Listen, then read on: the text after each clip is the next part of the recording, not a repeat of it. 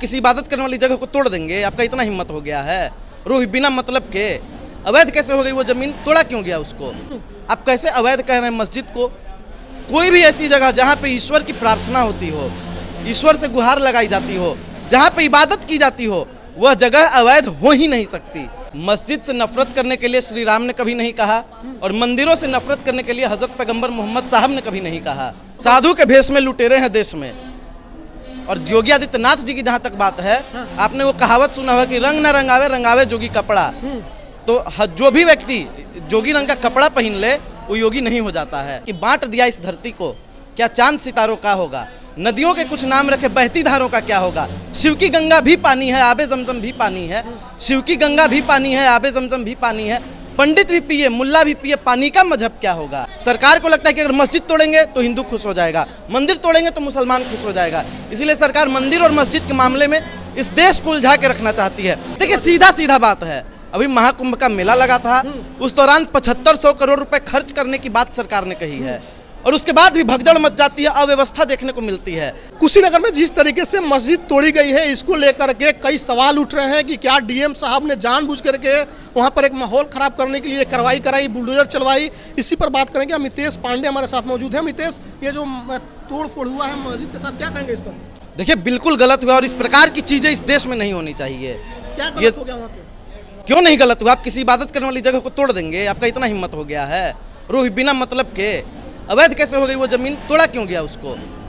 अवैध बताया जा रहा है कि बिना नक्शा पास करवाए बनवा लिया गया। फिर वही बात है, बिना नक्शा बनवाए पास करवा लिया गया था। अभी आपको दिख रहा है कि बिना नक्शा बनवाए पास किया गया है। वो मस्जिद 25 से 26 साल पुरानी मस्जिद थी और आप कह रहे हैं कि अभी नक्शा उसका खराब था। क्यों तोड़ा गया? आपको क्या लग रहा है कि क्यों डीएम साहब ने बुलडोजर करवाई? देखिए सीधा सीधा बात है, अभी महाकुंभ का मेला लगा था, उस दौरान 7500 करोड़ रुपए खर्च करने की बात सरकार ने कही है और उसके बाद भी भगदड़ मच जाती है, अव्यवस्था देखने को मिलती है, कई लोगों की मौतें हो जाती है। इन्हीं सब चीज़ों से ध्यान भटकाने के लिए जो भी लोग इस देश में सच्चे सनातनी है वो इस सरकार से खफा थे, तो उन्हीं लोगों को खुश करने के लिए सरकार ने ऐसा काम किया है। सरकार को लगता है कि अगर मस्जिद तोड़ेंगे तो हिंदू खुश हो जाएगा, मंदिर तोड़ेंगे तो मुसलमान खुश हो जाएगा। इसीलिए सरकार मंदिर और मस्जिद के मामले में इस देश को उलझा के रखना चाहती है। लेकिन मैं इस देश से एक बात कहना चाहूँगा कि मंदिर मस्जिद बने न बिगड़े, स्वर्ण चिड़ैया बनी रहे और देश की जनता भाड़ में जाए, अपन सत्ता बनी रहे, यही भाजपाइयों का कहना है। आप कैसे अवैध कह रहे हैं मस्जिद को? कोई भी ऐसी जगह जहाँ पे ईश्वर की प्रार्थना होती हो, ईश्वर से गुहार लगाई जाती हो, जहाँ पे इबादत की जाती हो, वह जगह अवैध हो ही नहीं सकती। अगर हमारा मन करेगा हम यहाँ इबादत करने लगेंगे और आप कह दीजिए कि ये जगह अवैध है, तो ये हमारा अपमान हुआ कि नहीं हुआ? कुशीनगर प्रशासन, उसकी मानसिकता कैसी लग रही है आपको ये देख करके? मानसिकता कुंठित है और कुंठा में इतनी ज्यादा लिप्त हो चुकी है कि अब मंदिर और मस्जिद के बीच में इस देश को लड़ाना चाह रही है, देश का माहौल खराब करना चाह रही है। लेकिन सभी देशवासी इस बात को समझ रहे हैं और जहां तक बात है कि बाद में पता चले कि अवैध थी या नहीं थी, तो मैं एक बात कहना चाहूँगा, अगर जरूरत पड़ी कि वहाँ पे मस्जिद फिर से निर्माण कराया जाए तो भी मैं कह रहा हूँ ऑन कैमरा, हमारे पास 3 बीघा जमीन खुद की है, हम उसको बेच देंगे और मस्जिद बनाने के लिए 1-1 रुपया लगा देंगे। जमीन बेच करके मस्जिद बिल्कुल बनवाएंगे, क्यों नहीं बनवाएंगे? अगर वहाँ पे इबादत होगी तो देश की तरक्की होगी कि नहीं होगी? देश की उन्नति के लिए दुआएं मांगी जाएगी कि नहीं मांगी जाएगी? वहाँ के जो देख रेख करने वाले हाजी साहब हैं, उन्होंने बताया कि कई साल में 1-1 रुपया चंदा करके इसका निर्माण हमने करवाया था। काफ़ी वो लोग दुखी हैं, वो उनको लग रहा है कि अब हमारे साथ कोई है ही नहीं। तो आप जैसे लोग जो बोल रहे हैं, तो क्या सही में आप खड़े हैं उनके साथ? मैं बिल्कुल खड़ा हूँ। आप सोशल मीडिया पे कहीं भी अमितेश पांडे पटना सर्च करके देख लीजिए। मैं हमेशा देश के मुसलमानों की आवाज़ उठाते आया हूँ और उठाते आऊँगा, जबकि मुसलमानों की ही नहीं, हर एक व्यक्ति की जो कि शोषित है, जिसके साथ बुरा होता है, दुर्व्यवहार होता है, अमितेश पांडे खड़ा मिलता है आपको। क्या और इस बार भी खड़ा है। आप मुसलमानों के पक्ष में खड़े रहते हैं, तो इसके वजह से आपके समाज के लोग भी आपके टारगेट करते होंगे, गाली देते देखिए करने दीजिए, उन लोगों से मुझे कोई मतलब नहीं। जहाँ तक गाली की बात है, आप ट्रेन से जाते होंगे कभी, कुछ लोग आते होंगे किन्नर समाज के लोग, आपसे पैसा मांगते होंगे, आप पैसा नहीं देते हैं तो वो लोग गाली देता है कि नहीं देता है आपको? मारता भी है और गाली भी देता है। तो आप पलट के जवाब देने जाते हैं उन लोगों को? कोई नहीं जवाब देता। नहीं देते हैं ना। तो अमितेश पांडे भी जवाब नहीं दे, क्योंकि हिजड़ों को गालियां नहीं दी जाती और उनको पलट के जवाब नहीं दिया जाता। एक तरह से उस कम्युनिटी का अपमान हो जाएगा जिनको आप हिजड़ा बता रहे हैं। अपमान नहीं कर रहे हैं, अरे गजब हाल है। वो लोग सदा पूजनीय हैं, अपमान नहीं कर रहे हैं। जो लोग गाली देते हैं उनके विषय में मैं कह रहा हूँ, जवाब आप नहीं देते। गालीबाजों का जवाब मैं नहीं देता हूँ। जो गाली देता है पर्सनली मिले उसको गजल सुनाई जाएगी। अमितेश पांडे गजल सुनाने पे ध्यान रखता है, नफरत के बाजार में मोहब्बत की दुकान खोलने की बात करता है। और देश चलेगा तो मोहब्बत से ही चलेगा, नफरत से नहीं चल सकता है। योगी जी महाराज अपने आप को सनातनी बताते हैं, बहुत बड़े सनातनी के तौर पर। साधु के भेष में लुटेरे हैं देश में। और योगी आदित्यनाथ जी की जहाँ तक बात है, आपने वो कहावत सुना होगा कि रंग न रंगावे रंगावे जोगी कपड़ा। तो जो भी व्यक्ति जोगी रंग का कपड़ा पहन ले वो योगी नहीं हो जाता है। उसके लिए आपका मन साफ होना चाहिए, दुख से रहित होने चाहिए, सुख से रहित होने चाहिए। जो भी व्यक्ति जिस भी व्यक्ति के लिए दुख और सुख समान व्यवस्था है, जो भी व्यक्ति क्रोध से मुक्त है, वही असली संत है, वही सिद्ध पुरुष कहलाता है। और बाकी आपने देखा होगा बुलडोजर बाबा को कैसे गुस्सा आ जाते हैं, कहते हैं माफिया को मिट्टी में मिला देंगे। ये एक संत की भाषा है। संत किसी को मिट्टी में मिलाने की बात करता है कि विश्व के कल्याण की बात करता है। जो असली संत होते हैं, मंदिरों से आवाज आती है कि विश्व का कल्याण हो, वो है असली संत जो विश्व के कल्याण की कामना करते हैं। और जो व्यक्ति कहता है कि हम इसको मिट्टी में मिला देंगे, वो संत हो ही नहीं सकता। क्या कुशीनगर में भी संभल जैसी माहौल बनाने की तैयारी थी क्या? क्योंकि वहाँ के लोग यही बोल रहे हैं कि अगर हम लोग विरोध करते हैं तो पुलिस हम लोग पर देखिए, मैं संभल के विषय में ज़्यादा कुछ नहीं बोलूँगा। संभल की जहाँ तक बात है, आपको पता होगा कि किस प्रकार से 5 नौजवानों की जानें वहाँ पे गई हैं। 5 युवाओं ने अपनी जान खो दी वहाँ पे, जान से गए। और अंत में क्या हुआ, वो मस्जिद ही निकली। तो उन 5 युवाओं वो जो 5 युवा गए हैं, किसी माँ के बेटे होंगे, किसी पत्नी के शौहर होंगे।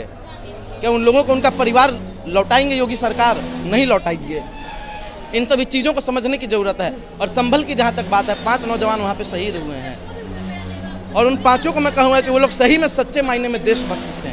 अमितेश, आप ब्राह्मण समाज से आते हैं और ऐसे मुद्दों पर आप अपनी पक्ष जो है मजबूती से रखते हैं। तो अन्य जो लोग हैं जो जिनको लगता है कि मुसलमानों को मारना, उनसे ज़बरदस्ती जय श्री राम बुलवाना, उनकी मस्जिदों को तोड़वाना, इससे हमारी तरक्की होगी, हमारी धर्म को उन्नति मिलेगी, उन लोगों को आपका क्या मैसेज रहेगा? देखिए, कभी नहीं होता है ऐसा। मस्जिद से नफरत करने के लिए श्री राम ने कभी नहीं कहा, और मंदिरों से नफरत करने के लिए हज़रत पैगंबर मोहम्मद साहब ने कभी नहीं कहा। और एक मुहावरा है कि बांट दिया इस धरती को, क्या चांद सितारों का होगा। नदियों के कुछ नाम रखे, बहती धारों का क्या होगा। शिव की गंगा भी पानी है, आबे जमजम भी पानी है। शिव की गंगा भी पानी है, आबे जमजम भी पानी है। पंडित भी पिए, मुल्ला भी पिए, पानी का मजहब क्या होगा। और उन फिरका परस्तों से पूछो, फिरका परस्त का मतलब आपकी ऑडियंस अच्छे से समझ रही है। उन फिरका परस्तों से पूछो, क्या सूरज अलग उगाओगे? एक हवा में सांस है सबकी, क्या हवा भी नहीं चलाओगे? और नस्लों का करे जो बंटवारा, काफ़ी गंभीर बात मैं कह रहा हूँ। हर किसी की नस्ल होती है, नस्लों का करे जो बंटवारा, रहबर वो कौम का ढोंगी है। और एक सवाल सभी लोगों से, क्या खुदा ने मंदिर तोड़ी थी या राम ने मस्जिद तोड़ी है? इस सवाल का जवाब आपकी ऑडियंस जरूर दे।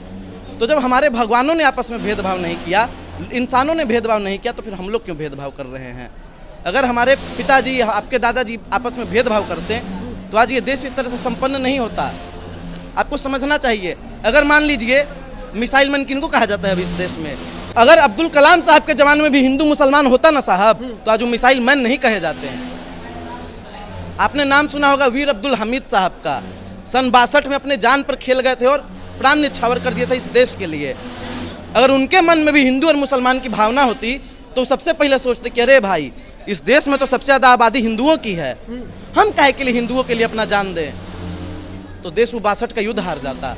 लेकिन वीर अब्दुल हमीद साहब ने ऐसा नहीं सोचा। अशफाकुल्लाह खान साहब पहली बार फांसी चूमने वाले व्यक्ति थे, और अब बात कर रहे हैं मुसलमानों के योगदान की।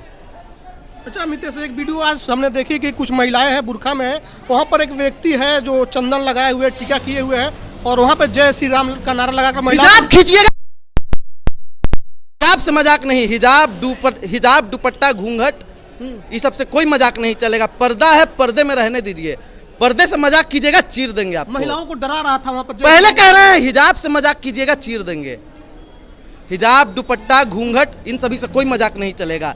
बेटी, रोटी और खेती पे जब जब वार होगा, देश का क्या, दुनिया का हर एक व्यक्ति उठ जाएगा, छोटा से छोटा बच्चा, हिंसा और छोड़ेगा नहीं किसी देश में को। लाभ नहीं है, उसके लिए संविधान है, दायरा है, उसके हिसाब से सजा किसी को दिलाएगा। संविधान के जूता से जुतियाएंगे उन लोगों को। संविधान का जूता तो हमारे हाथ में भी है ना, और संविधान का जूता जिस दिन पड़ता है किसी भी मनुवादी के चेहरे पे, तुरंत में उसकी बखियां उधेड़ी जा सकती है, शांत हो जाता है वो चुपचाप से। तो इन चीज़ों को समझने की ज़रूरत है। चलिए, तो देखिए देश में जो एक नफरत का माहौल बनाया गया है, जिस तरीके से युवाओं की ब्रेन वॉश की जा रही है, उस दौर में ऐसे भी युवा हैं जो अपने जाति धर्म से ऊपर उठ करके भाईचारे की बात कर रहे हैं, संविधान की बात कर रहे हैं। हालांकि अमितेश के वीडियो में किसी को मारने फाड़ने की भी बात थी, लेकिन उसका हम समर्थन नहीं करते हैं। लेकिन जिस तरीके से उन्होंने एक मैसेज दिया है, इस पर आपकी क्या कुछ प्रतिक्रिया, कमेंट जरूर बताइएगा। बहुत बहुत धन्यवाद।